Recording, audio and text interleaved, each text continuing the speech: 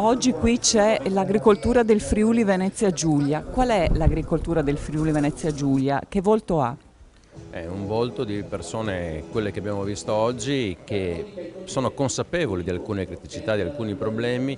ma al di là della sterile polemica cercano delle soluzioni. Oggi ho visto delle persone che si interrogano sulle possibili soluzioni, danno anche, stimolano anche a trovare delle risposte, penso alla etichettatura dei prodotti, alla difesa del Made in Italy, alla riconoscibilità e alla trasparenza delle nostre produzioni proprio anche in termini culturali attraverso la loro percezione già dalle nostre scuole. Quindi un'agricoltura che ovviamente sta affrontando anche momenti difficili, che ha strumenti per uscirne, ma che vuole porsi anche le strategie nuove per affrontare queste difficoltà. Da questo punto di vista, 296 milioni il PSR dei prossimi 7 anni, l'agricoltura, anche con la regia della regione Friuli Venezia Giulia, in questi 7 anni, in questa regione, che trasformazioni avrà?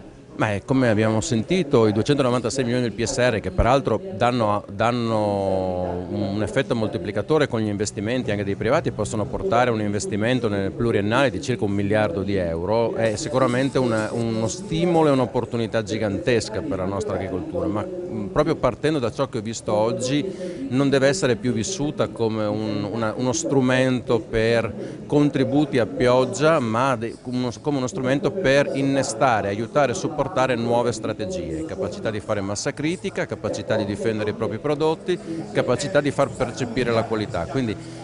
più che interventi singoli, credo che veramente queste risorse sapranno cambiare il volto dell'agricoltura regionale se le intendiamo come risorse fondamentali per una nuova strategia di politica agricola in questa regione. Non da ultimo l'agricoltura parla sempre più con i giovani, oggi si è visto una rappresentanza significativa, la regione ha anche cominciato proprio con i bandi per i più giovani, per gli agricoltori giovani. È stata una scelta, per noi era fondamentale, era anche un segnale politico partire con il pacchetto giovani che ha 11 milioni e mezzo per il premio anagrafico, ma questa volta ha anche dei investimenti dedicati ai giovani, delle possibilità di investimento dedicate ai giovani che muovono circa 30 milioni di euro, quindi un'importante scelta perché crediamo che i giovani da un lato devono